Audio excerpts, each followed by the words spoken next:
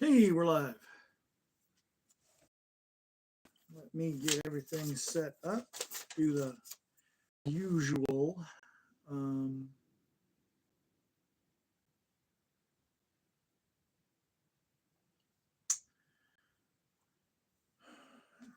Usual cross posting. Let me go ahead and do that right now.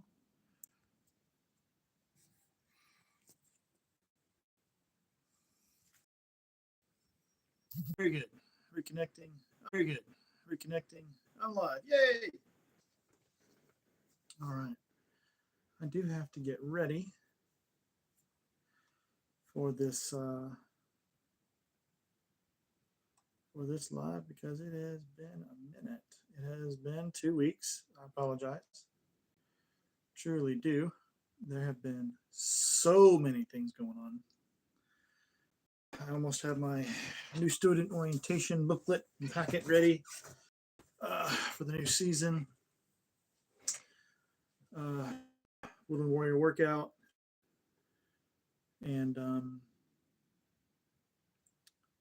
foundations packet. Let me bring this up and this up.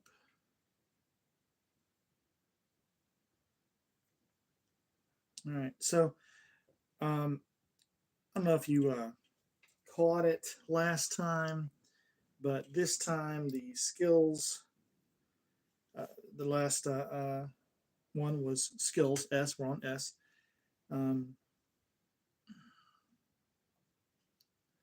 Log in through the browser. Why do I have to do that? That's odd. Okay. Oh.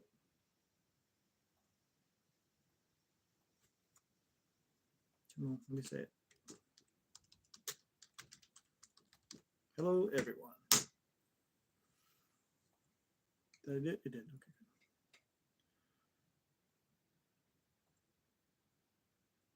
I already hit this. Come on, hurry up. Continue.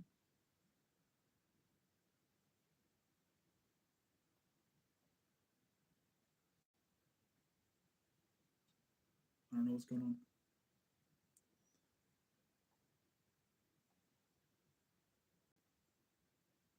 Yes, continue to the Canva app. There we go, I think. Oh, what's it saying? Yay, I'm logged in. I like being logged in. Where did it go? Didn't post. I need to do another season of that. I changed. I bungled, and said, the next one's Tinder processing, so I had to change it. Which isn't a bad one to do, but it is also one of those things that's been done over and over and over again. Holy crap! I didn't do it. I thought I changed it. Maybe it's in the other one. If you're on, I'm glad to see you. I made a bungle, and like the last time I was on, I told everyone what I had planned for this time, and so kind of negates the contest. So I had to redo it. And then I wrote it down.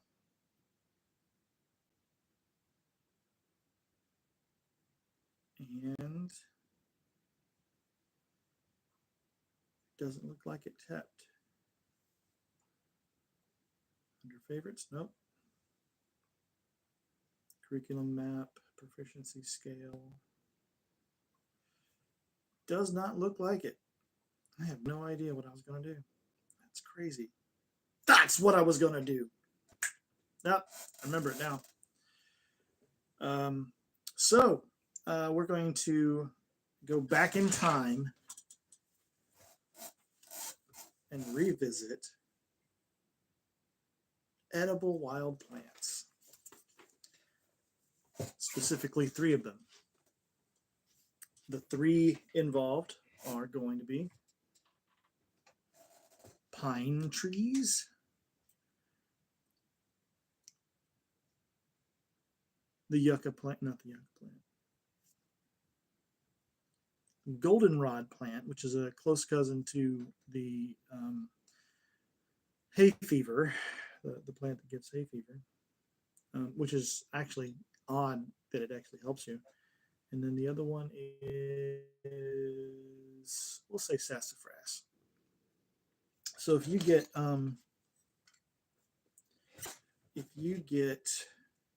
pine needles, and you get those pine needles and you wash them, and take the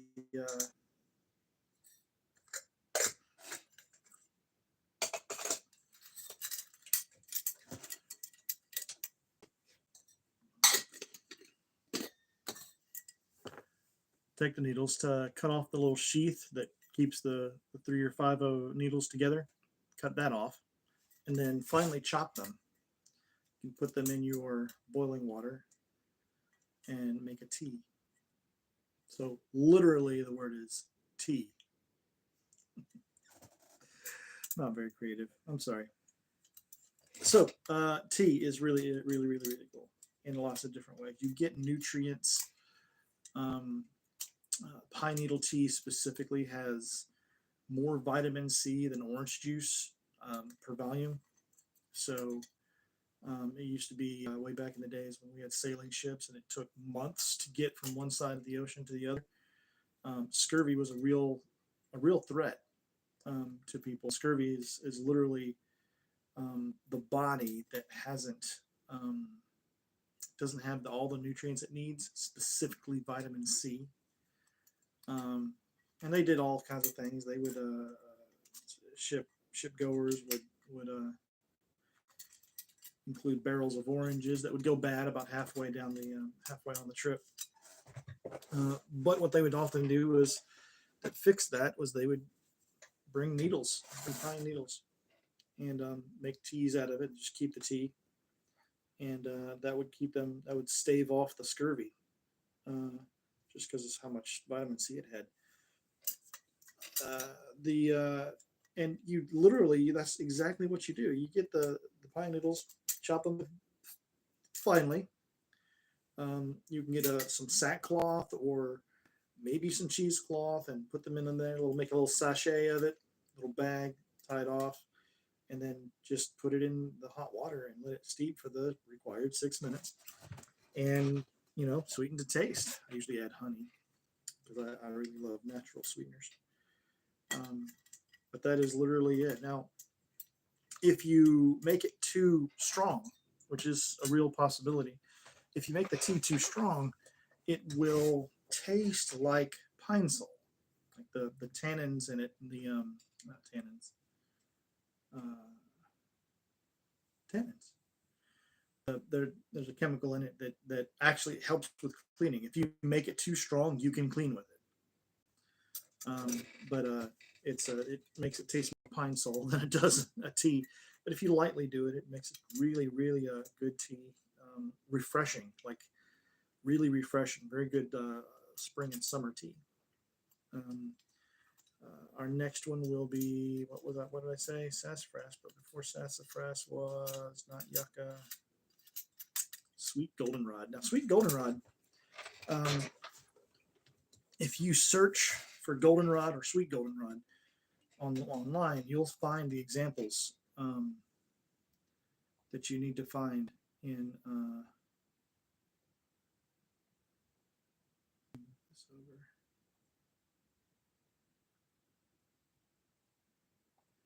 Okay, over there we go.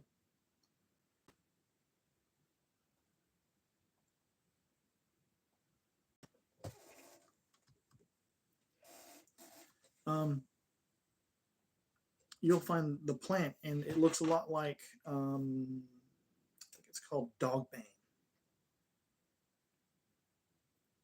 I might be mistaken by it, but there's a sister plant, looks very much like it, named dogbane, and that's where a lot of the summer allergies come from. You get the young leaves. It's a single stalk, and the leaves come out from that stalk, and bright yellow flowers in the very top of it. And uh, what you do is you get the young leaves, and so you get the leaves by the flowers. Those are the younger ones. If you did not already know, the younger ones are always higher up. The older ones are the ones lower down. Now, saving me some wax. So you reuse wax. Make your candle burn for longer.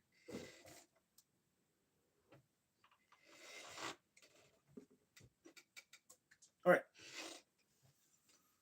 So you get the young leaves. Do the same thing. Wash them thoroughly, just like the pine needles, pine leaves, pine needles. Chop the base of the leaf, and so there's a mini stem, and then it comes out and then comes back down like a simple leaf. Chop the stem off, chop the tip off, and then remove all that, and then mince the leaves like that. Put them in a sachet, dunk them in some hot water, let it sit for about 6 minutes, sweeten to taste. The cool thing about this one is so an allergy is something the body perceives as something it doesn't need to have. So you're smelling something and the body's like, no, we need to get rid of this. We need to prevent it from coming into our bodies. And so we get stuffy noses, runny, watery eyes, our throat seizes up. That's where the seasonal allergy comes from. The body's response to something that it doesn't want, and it's trying to implement preventative measures. That being said, if we gradually, how's the lighting? That's better. Cool. Hey, if we gradually get used to something, and where our bodies know, oh, okay, it's not really that bad, okay, then our bodies won't, respond so harshly.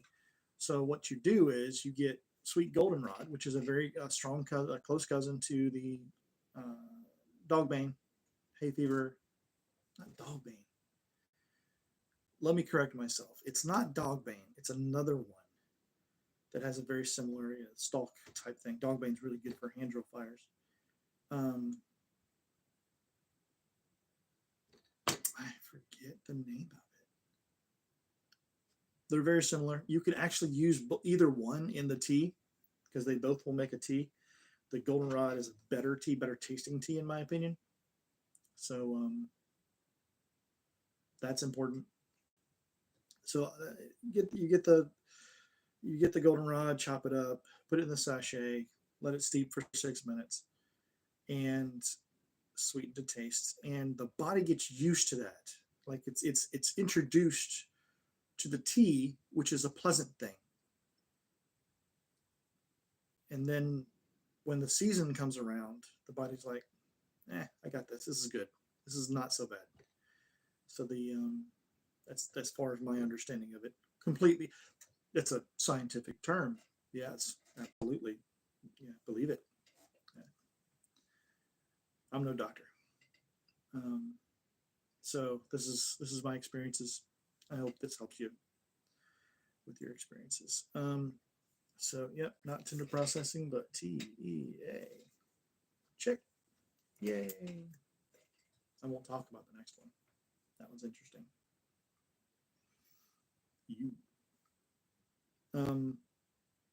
And so it's kind of like people will drink that kind of tea in the early spring to like just when it starts getting warmer, probably before the sap runs, but just before the sap runs. Then your symptoms are lessened. They don't go away. They're just lessened. And then sassafras. Sassafras has got to be one of my most favorite teas ever.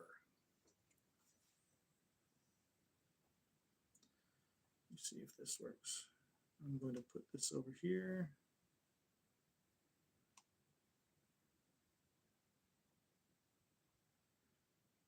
My wife just stopped and said, "You weren't even listening, were you?" I thought that's a pretty weird way to start a conversation. No, yeah. Thanks for that. Come on now. Oh, wait, I'm over here. Yep. Pow. I need to do some cross posting. I always forget. Come on. There we go. And shared.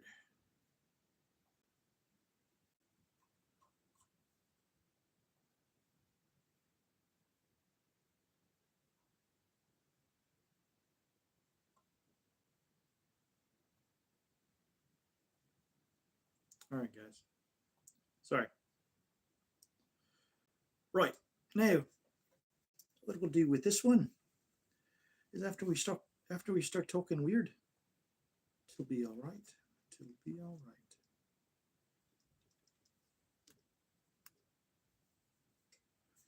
Don't know why that's that way, but it is.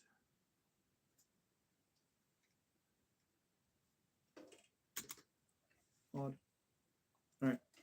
Sassafras. My most favorite of the three is sassafras. You'll know this tree. It's a small tree, but you'll know this tree by the three distinct kinds of leaves. The single lobe, which comes up and comes out and comes back in like a regular leaf you would expect. The mitten, called mitten, it does that with one side, and then it has this one little off to the side. Usually, it looks like a thumb. And then you have a three lobe, so kind of like that.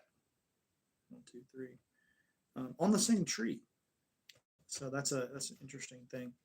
It's a very hard bark. If you use it to create a club or any type of bludgeoning anything, it is so hard that when you hit something, it'll vibrate. It'll carry that vibration to your hands. So would not recommend that.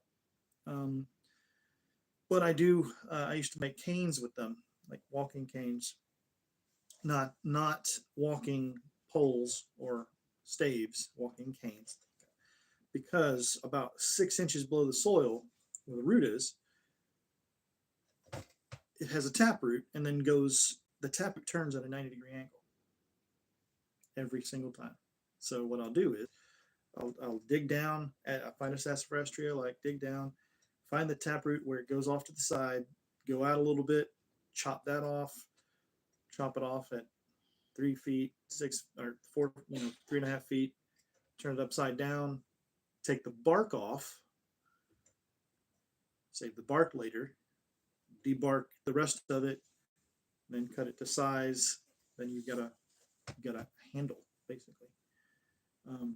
So what you do is with the bark, you get the bark, you wash it thoroughly, chop it up, put it in a sachet, put it in some boiling water for 6 minutes, and it will give you a sarsaparilla flavored tea. Very, very good. Also high in vitamin C. Very high in vitamin C. So don't drink much of it because it will work your kidneys. But 1 or 2 cups in the morning. You could probably take another cup at night. That'd be all right. But there's your teas for today. Teas for today. Getting a little bit on the relaxed side from the point of view of this is bushcraft, and this is bushcraft knowledge, but we don't go into the woods to rough it, right? That's wilderness survival. That's a different thing. Survival is minimum requirements to stay alive while you either wait to be found or find your way out.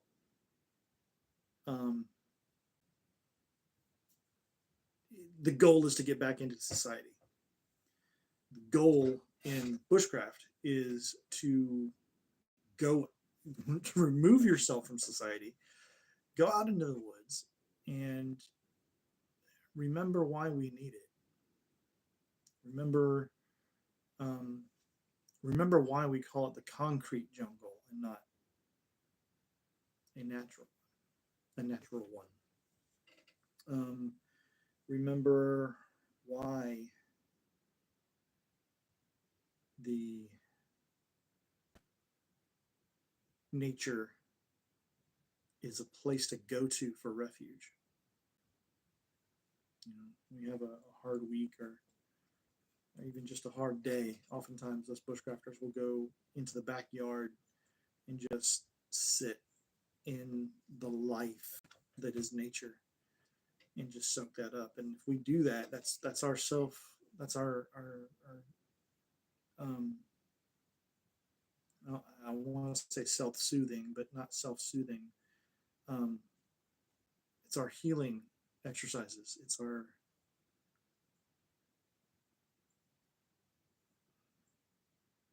like it helps to strengthen us um, in our natures. So anyway, that's all I've got. That's really all I've got for today. It's the three main T's, and the internal lesson, the the kuden, if you will, or the other side of things, more than just more than just the physicality of do this with tea, do this with these three things, and you can make a tea. Is a simple recognition that nature isn't here to kill us. There are things in nature that can, and we should respect that. But oftentimes you'll find poison ivy, and right next to poison ivy is the plant that cures poison ivy. They live in the same environments.